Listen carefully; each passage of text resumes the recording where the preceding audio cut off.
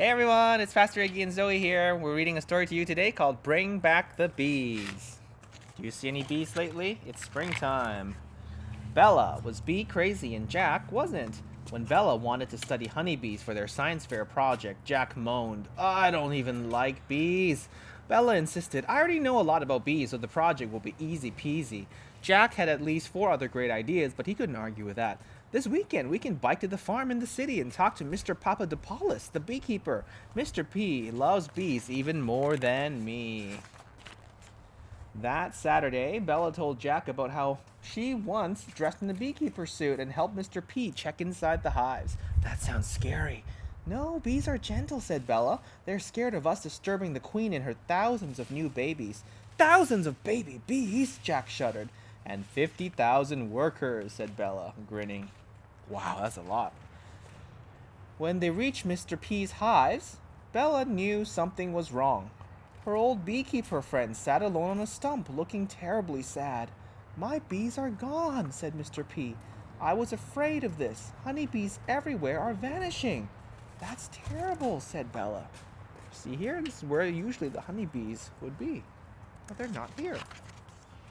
Mr. P sighed. I wish I could tell them I'm sorry. Bella was confused. Sorry, but I thought you loved the bees and took care of them. Mr. P was thoughtful. I think they needed something more. I'm having trouble. Bella thought she might cry, but instead she told Jack, We're going to find Mr. P's bees. We are? Said Jack. Yes, said Bella. It's our mission. Panicked, Jack said. But what about our science project? Bella gave him a look. Jack sighed. The friends set off. We could put up posters, like when a dog goes missing, said Jack. There's no time, said Bella. Let's ask if anyone has seen the bees. They met a couple of farmers picking blueberries and told them about Mr. P's bees. Oh, we need bees, said one farmer. They carry pollen from flower to flower, so that food like these blueberries will grow. Did you know we have the bees to thank for 1 in every 3 bites of food we eat?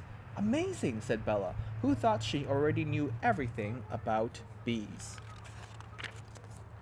The other farmer told them that he hardly sees bees anymore. In the old days, there were fields of flowers. Honeybees need flowers, lots of them, different kinds, different colors. Bees drink the nectar and turn it into honey for their first hive. All of these colorful flowers. I don't see any bees here either, said Jack. Maybe this is an impossible mission. Bella sighed. We have to keep trying. They kept looking until Jack's stomach grumbled with hunger. Bella jumped off her bike. She danced in a figure 8, a wiggle to the right, a waggle to the left.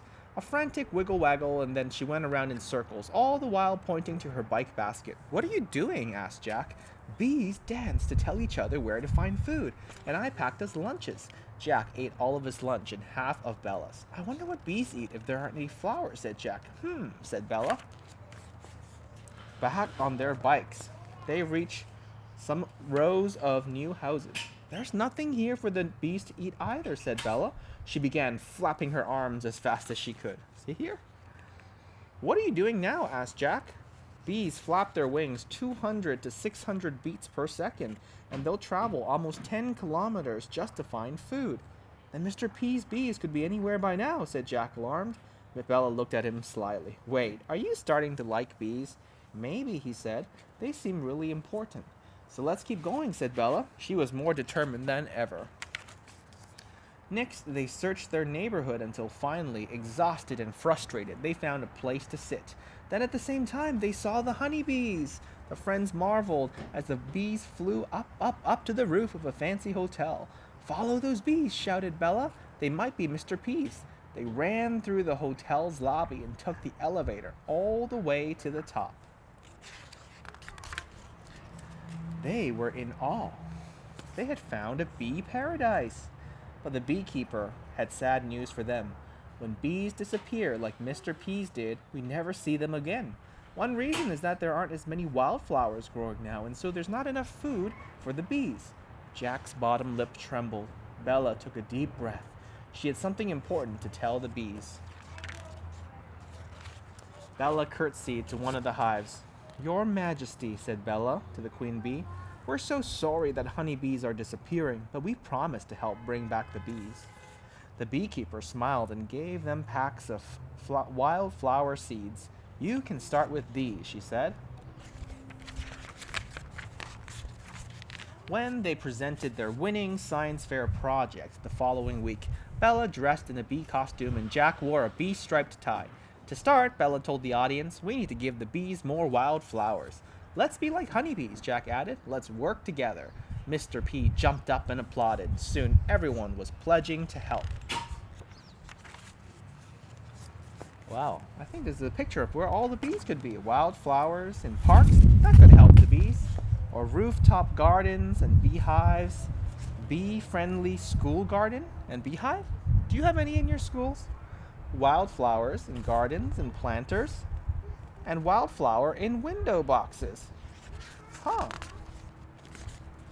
Bella and Jack had finished their project, but not their mission. They kept their promise to the bees. Wherever they went, they scattered wildflower seeds. "These aren't just seeds," said Bella. "I know," said Jack. "They're hope for the bees." That's Bring Back the Bees. See you next time. Bye-bye.